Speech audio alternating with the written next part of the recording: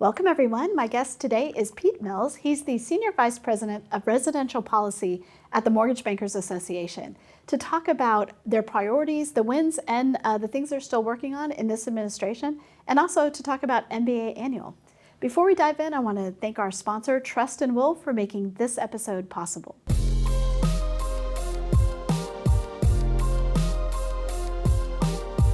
Pete, welcome back to the podcast.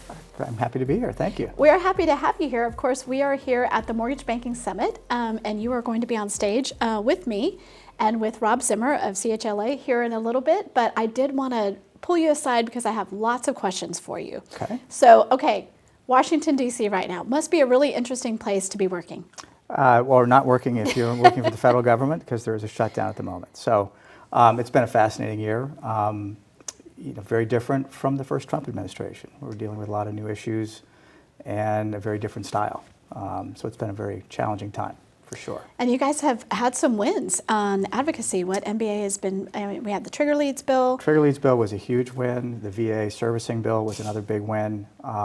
And the tax bill. There were a lot of issues in the One Big Beautiful Bill that could have impacted real estate finance negatively. There were a lot of concerns about pay-fors that would come out of the real estate finance side of things. Most of those stayed out of the bill. Things we wanted to extend that were in the original tax bill from 2017, we got extended, so it was a good outcome. Well, that is a good outcome.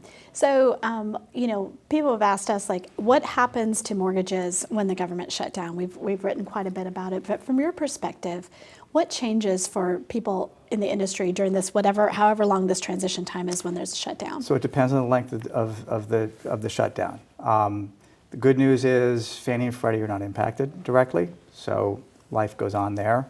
Some issues around flood insurance, right. Lack of flood insurance. There is private flood insurance available in some markets, not in all markets.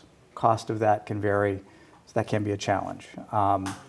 In the FHA, VA, and rural space, very different. So FHA, direct endorsement, lender insurance programs, their technology allows most of FHA to go forward without too much difficulty. If you have issues that require individual humans at FHA to provide guidance or some instruction on an issue, that's going to be a challenge. That can delay things. VA, again, mostly okay, but VA loan technicians get involved a little bit more in the VA process. That can be an issue. And then rural is the big challenge. Rural does not yet have a direct endorsement program. Loans are written by the rural housing staff, so things do tend to grind to a halt there. The other big one is the IRS IVES, the tax transcript process. That is open. That is something last shutdown that we fought very hard to get that reopened, and we were successful. So that was a big win, and this time around, it's staying open. So that's been a good outcome. But as things drag on, one of the big challenges is what do you do with federal employees that are applying for mortgages or getting ready to close? Oh, I didn't How do you even think verify about that. employment? How do you deal with a furloughed employee? So as this thing drags on and people start missing paychecks, it becomes a much bigger issue. I hadn't even thought about that Yeah. specifically, right? Yeah. I know we wrote a story that, I think we counted up we looked at the data for all of the closings that could be impacted because of the flood insurance, because that's not really related, right? I mean, that just, it expired at the same time as the government shutdown happened, but it's right in there. It would be nice to get a long-term reauthorization of the NFIP so that we don't do this every time there's a shutdown. It would be. That would be very nice, and that's been an advocacy priority for some time for the entire real estate finance industry. So we talked about some of the wins that you guys have had. What are you working on? What are your priorities right now? Obviously, anything related to the GSEs and whatever is being discussed now, I can't call it, I'm not sure it's release. I'm not sure it's not really an IPO because they're already publicly held. Secondary offering, so there's a lot going on in that space. I think a lot of uncertainty. Two real different tracks. One is what I call the deal track, which is how do you put together as an investment banker a release of two companies that are still in conservatorship. Yeah. The second track is what I call the sort of the market stability track, where Treasury is very focused on however we do this, how do we do it in a way that doesn't disrupt the market. At some point, those two tracks are going to have to come together. Timeline for that is uncertain. I think if it's not baked by mid-year, then I think you wait until after the midterms. I think they'd want to be careful not to do something that could potentially be disruptive before midterm election.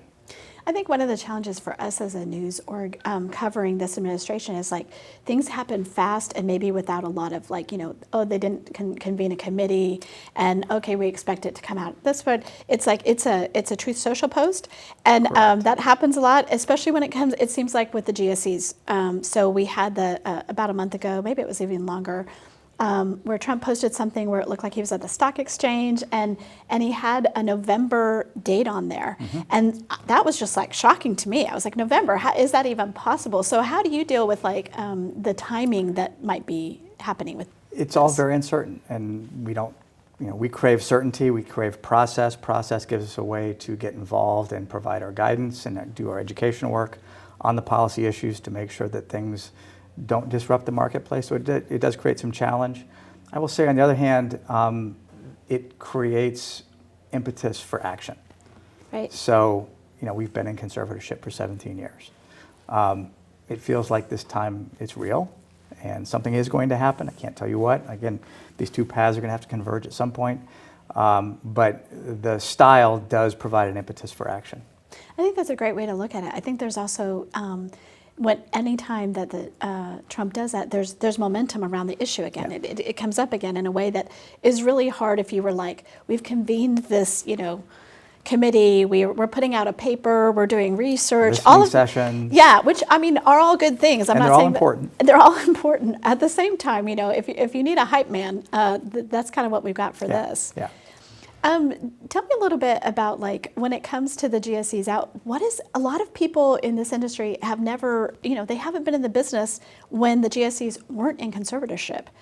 What do you think that they may not know about that? Well, look, the GSEs are sort of the foundation of the biggest part of our housing finance system. It's how we have deep liquid markets for 30-year fixed rate mortgages, freely prepayable, available through all market cycles in, as Bob Brooksmith likes to say, in 435 congressional districts around the country. If you've been in the business for a short period of time, you take that as a baseline. I've been in this business for 40 years, and the GSEs back in the day were much smaller, and the footprint was much smaller. It makes a huge difference.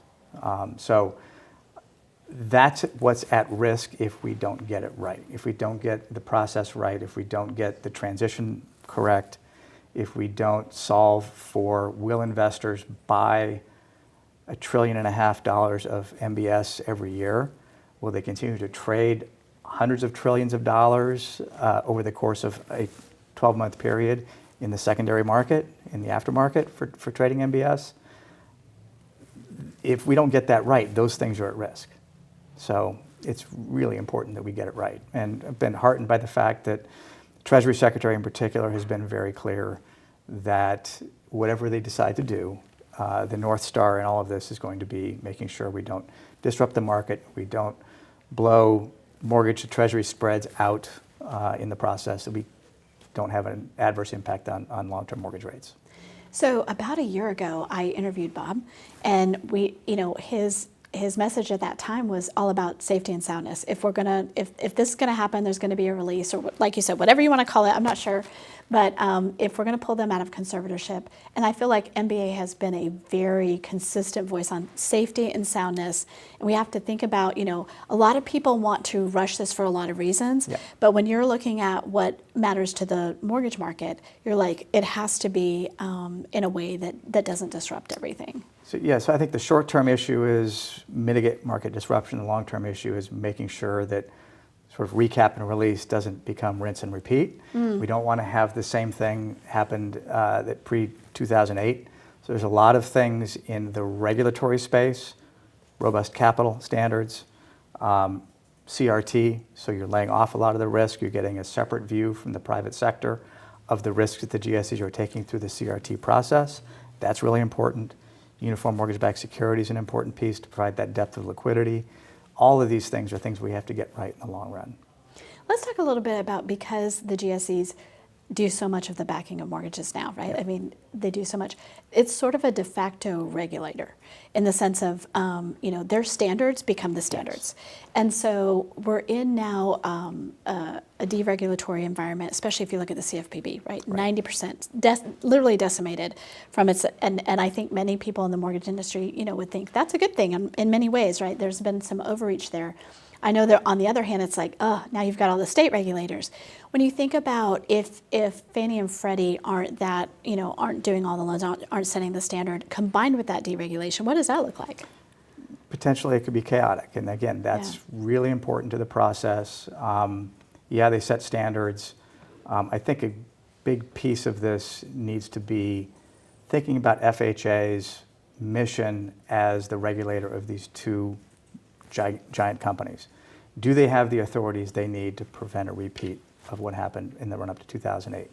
A lot of good things have been done in the last 17 years to build an infrastructure, a regulatory infrastructure, but it's not a regulatory infrastructure. They've been doing it using conservatorship powers, conservative powers, and not their regulatory authorities. So how do you take things like a level playing field on G fees? So in the run-up to the crisis, the GSEs each had market share deals with individual lenders at deep discounted G fees in order to basically get market share.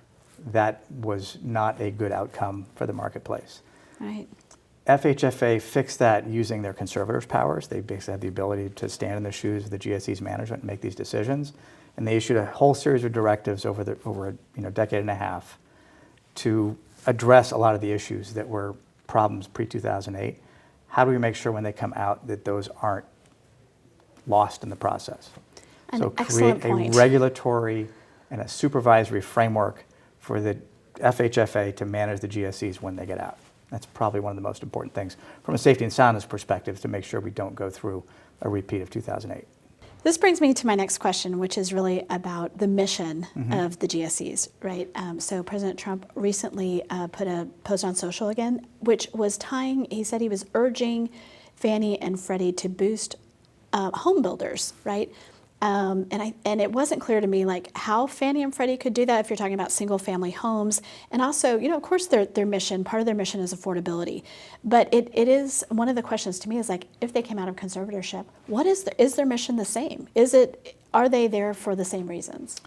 So in this process, the GSE's charters are not changing. So the statutory mission on housing goals, the mission on duty to serve, those stay.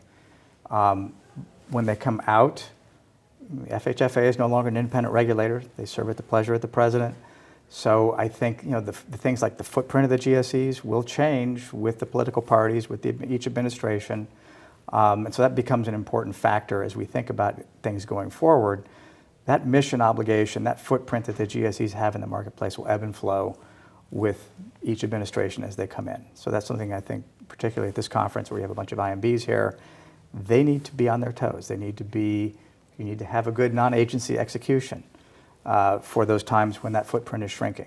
They'll hopefully use sort of what we would call dials, not switches. Okay. So percentage of business goals are a challenge because if the market isn't producing exogenous factors, rate shocks, things happening in the broader economy can impact the kinds of business that the market is going to produce. And if those are behind the goals, then it makes the goals excessively challenging to get and frankly distorts the market. People start managing their denominator instead of their numerator. So you create a whole lot of challenges in that respect. But the charters are staying the same.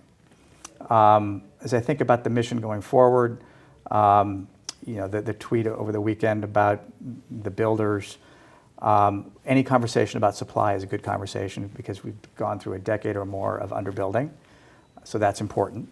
The GSE's role in that, I think the big focus there is some of the things that the administration's already doing, sort of carrots and sticks, to get local government, state government to deal with permitting, zoning, planning, environmental reviews, to streamline that process.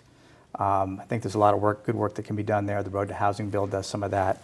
But the GSEs specifically, we have been working with them on some construction to perm issues that we think can be very helpful to the market, in particular for independent mortgage bankers, for whom construction lending, they don't have a balance sheet. It's a challenge, so we made some recommendations. There's some good conversations going with the GSEs on that front.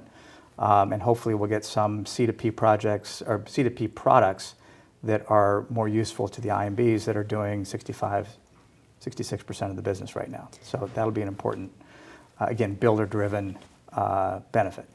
Really, I think that's tremendous. You know, that is a way they can help. And I think it's one of the challenges that any administration has if they want to affect housing is that housing is super local. Yeah. We know that, and the regulations and the policies, and it's really hard, no matter what the federal government wants to do, to really influence some of that. Right.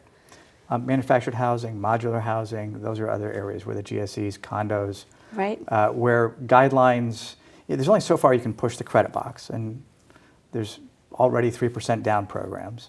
Rates are where they are. I came into the business when rates were 18%. So when you hear high rates, I hear high rates, I go 6.5. It's not that bad. But cost, the baseline cost of the home is what's out of whack. Right. So supply is important. Affordable supply is even more important. So things like modular condos are really important to the process as well. And if there are things that the GSEs can do to make that kind of financing easier to get, cheaper, so much the better. So, I mean, that's a path where I think that the president's tweet or post makes sense, right? Because I was like, I'm trying to figure out how this works with the GSEs and home builders, right? Also, home builders are you'd have to incentivize them to build more homes. They're not going to build more homes if, you know, every time they build a home, that's now competition for the home that they're going to build next week, right? So they're very picky about it. They don't want to lower prices next to the subdivision they built that sold at this level. That's a challenge always for the builders, and that's why they use other incentives, rate buy downs and other things to incentivize purchasers. But if the federal government wants to incentivize builders to build more homes, that's to me where I'm like, how does that work? The GSEs are not the solution for that. I think that's more the tax code, for example. Okay, so what do you do when the government shut down, when you're trying to advocate? What does that look like for you? So fortunately, there are essential employees in the key agencies, so there are people to talk to. A lot of what we do is we talk to our members. How is this impacting you? So our members tell us, hey, we're having an issue with, and this is what we did through COVID, for example. So much of the information that we had and the advocacy we did during COVID came from the bottom up. So when we have something like a shutdown, our members call us and say, we're having an issue with getting appraisal assignments. We're having an issue with, one of the systems is down at FHA, not working. We take that information. We have people we can call because there are essential employees still at the key agencies, and we provide that information to them. And they don't want to inflict pain intentionally, so it creates action items to work through some of those types of exigent circumstances that come up in a shutdown. Interesting. I do think it's great that you're like, this is the opportunity to hear what from your members what you can do. Speaking of that, we are coming up on MBA Annual, of course. This is a bellwether for the industry. Everybody marks their calendars based off of that. We're going to be there. We're going to have a Presence Big booth. What are you excited about? What should we expect at MBA Annual this year? It's going to be a great show as usual. We're in Vegas, which is always a great time. Registrations are strong. We're expecting probably close to 4,000 people, which will be phenomenal. And you can expect the typical great lineup of speakers. Gary Cohn and Larry Summers are going to be on stage together. It will be an interesting debate. Wow. We have the GSE CEOs coming as usual. I think what's interesting this time is we're doing sort of a conference within a conference on all of the technology issues that we're talking about here today and elsewhere. It's going to be in the hub. It's going to be throughout the conference in some of the panel sessions. AI, how you deploy technology at lower costs, to increase business, to produce efficiencies. So it's this entire conference within a conference, which will be great. And then we have all the other typical panels that we'll have on policy issues, market developments, operational issues. So it'll be a great show. And then the big one, obviously, is always the concert. Oh, yeah? And I'm really excited about this because we're doing something very different this year. We're going to have Jim Gaffigan open Wow. And then we're going to have One Republic as the concert. That's awesome. It'll be a great show. No, that's going to be great. I mean, people will stick around for that Yeah. for sure. I always love it because, I'm the policy person. I'm like, I want to go to all the policy panels. I want to hear, and that's the great thing about being the MBA. You have the people in the room who are actually, the GSE leaders. Yep. That in the past you've had the CFPB leader. You have them on stage and they're kind of in the hot seat. So I appreciate that. Great. Okay. Looking Well, forward to it. Pete, thanks so much for being here today. Happy to do it. Great for you. I really appreciate you doing the podcast, also being on stage with us, and I will see you soon at MBA Annual. Great. I'm looking forward to seeing you there.